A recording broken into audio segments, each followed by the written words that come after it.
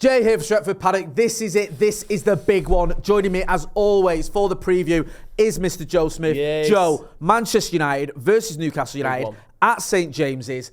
I mean, we say this is the big one. Well, I say it quite a lot. But it is. This is a game where it could really put us right up there if we win this one. Give us a boost. You're beating a fellow top four challenger, if we're being brutally honest about where we're at.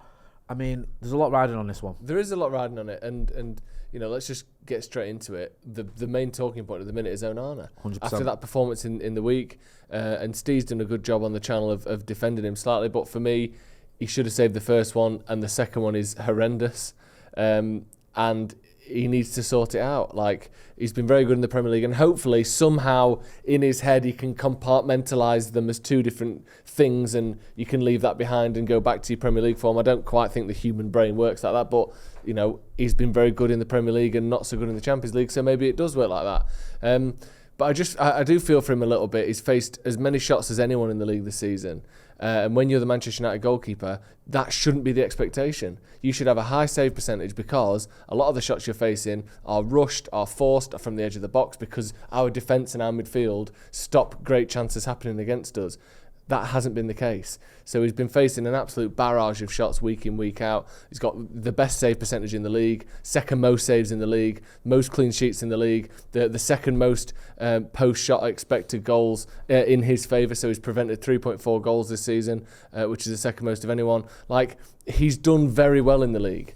And he just needs to carry that on, and I've got a lot of faith in him. I think he's a great keeper. He's got a lot of great attributes, and we just need to go back to not throwing the ball in the back of his own net. It's pretty simple, really, isn't it? I agree with everything you just said there. I don't want to bang on about Onana. We spoke about him a lot on the channel. We spoke about him on Off the Bar, like you mentioned. You've stuck up for him. Steve stuck up for him. We know there's a very good goalkeeper there who is going through a bit of a time of it, but I don't want to keep dwelling on Andre Onana. One player I do want to dwell on, though, and I would happily talk about for the next 3 weeks, is Mainoo. Yeah.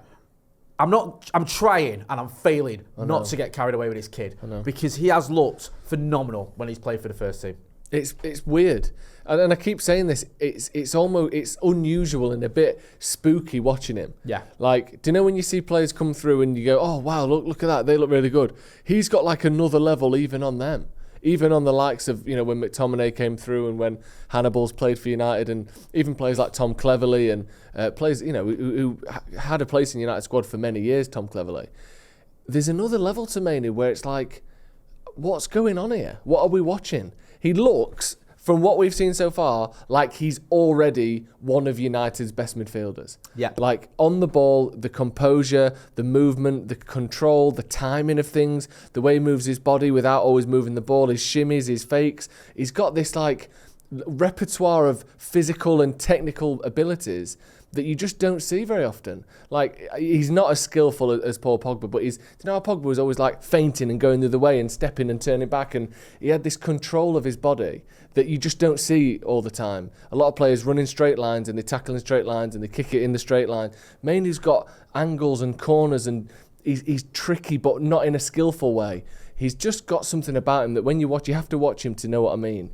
Do you understand? I understand what you mean, and I think slightly odd. The thing for me with Mainoo is he brings us a calmness and a surety to that midfield that his peers don't have. Yeah, you feel relaxed when he's on the ball. I don't feel that even when Bruno, who I love, is on the ball, or Scott McTominay, or even earlier this season when Casemiro looks a bit all at sea. Mainoo, he's old beyond his years. He's been fantastic so far. I know it is only very, very early days, but some of the players you've spoken about, when they broke through, when we've got carried away, a little bit carried away with players before, like with Januzaj, or even with Makeda, or whoever, players that haven't quite lived up to it, it's been more moments where we've gone, oh, that was a good little spell, or that was a good goal, or that he's got a little bit about it there. With Mainoo, we've seen it over when he played pre-season, when he played against Everton, when he came on against Galatasaray.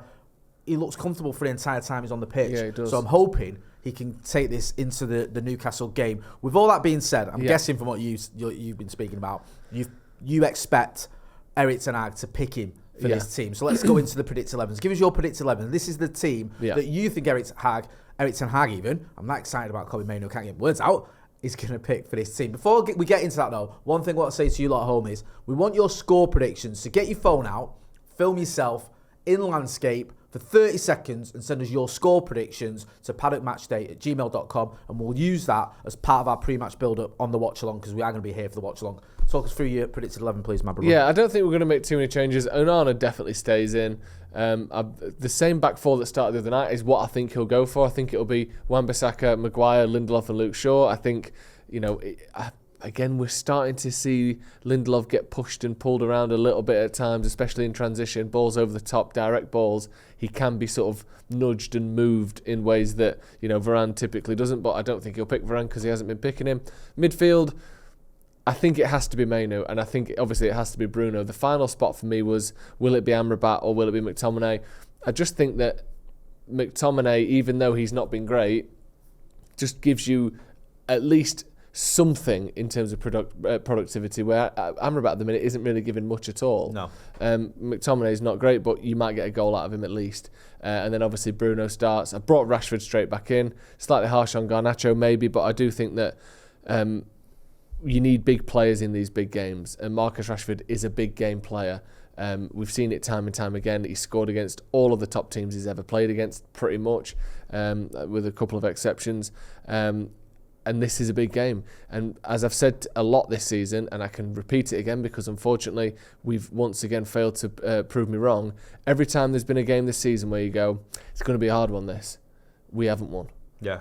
You can maybe put the Everton match in there. People were saying that was hard, but you're playing against a team that was 14th before they got the points deduction. It's hardly, a top team in Europe, in the cup, against Arsenal and against Tottenham and City as well. We play big teams, we play difficult matches, and we lose. We have to stop that at some point. I think that's not even just this season. I think that's Ten Hag. Yeah, I mean, at least we won some home games last season. But I know it might sound like, you're thinking like it's Sir Alex Ferguson era, but I expect us to win our home games. I do. Yeah. I don't expect us to win at the Etihad. I don't expect us to win at the Emirates. I don't expect us to win at Anfield. And we didn't. And we didn't just not win. We lost comfortably. And that's something that Eric Ten Hag's got to fix. So I understand your point. I get where you're coming from with your team that you picked. Yeah. Mine's slightly different. I've gone a bit. I think he might shuffle his pack in defence, and I've put Delo at left back, who can play that. I've put Shaw left centre back because I don't know. Maybe I'm overthinking it. I just think that the kid Alexander Isaac is quite a handful. Shaw is very, very good at left centre back, and I think him and Maguire could work together. Aaron Wan-Bissaka on the right back. You might disagree. Get involved in the comments. Midfield, I agree with you. I like that. I don't want to see Garnacho dropped. I think he's got momentum. I think he's playing well. I understand your point, and I like Garnacho off the bench, but I think Garnacho, with that goal he got against Everton, the goal he got against Galatasaray, I just keep playing him. I just keep him in the team, and I think Rashford on the right can work. And I think if he's going to get down that right and try and feed Højlund, that could be a combination that we could get some joy out of. Get involved in the comments in the chat. Let us know your predicted 11s. Newcastle, bit of a mixed bag in it. They've they had that pretty deflating draw against PSG because they were robbed by that harsh penalty shout, and that would have been one of the biggest results in their history without being disparaging towards Newcastle. But beating PSG away isn't for everyone, but it is a momentous result. They beat Chelsea comfortably, and then they've had the losses to Dortmund and the loss to Bournemouth as well, and beat Arsenal. So very up and down. Apparently, although you won't have heard much about it, they've got 1 or 2 injuries. Yeah. Do you think that's going to play into this? Because, you can't turn on your telly without someone mentioning the fact that Newcastle have got a lot of injuries. Yeah, and we had producer Ethan bringing up their team against PSG and looking at their bench with like one senior player on it.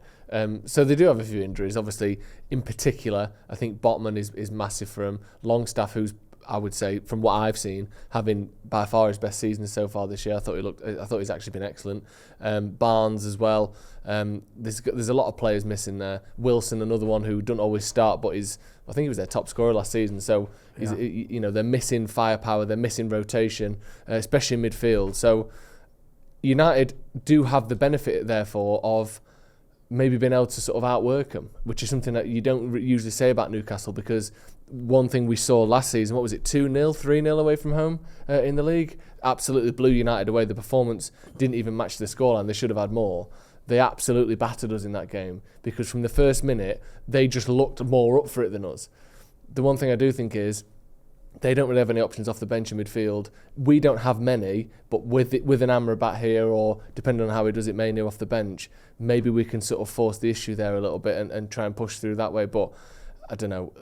The game last time away at St James's was horrible for United. No, it was. They just battered us. I don't know whether it was a bit of a Carabao Cup hangover or whatever, where they were up for it and a point to prove and we took our foot off the pedal, but for whatever reason it was unacceptable. With all that being said, give us your score prediction for this game.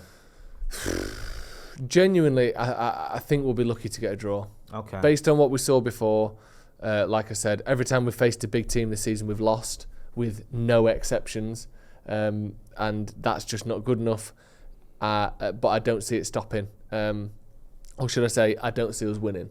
I think we'll get a draw. Okay. I'm going to go for 1-1. Actually, no, I'm going to go for 2-2 because I think we've finally found our scoring boots a little bit in the last couple of weeks. I'm going to go 2-2 and to score for United. I think Højlund will get his first goal, and I've got a feeling in the Premier League, obviously, before anyone starts. And I've got a feeling we might see maybe a defender getting a goal. I'm going to go Luke Shaw, but I think a defender maybe from a set piece or down the wing or something like that. But Højlund and a defender.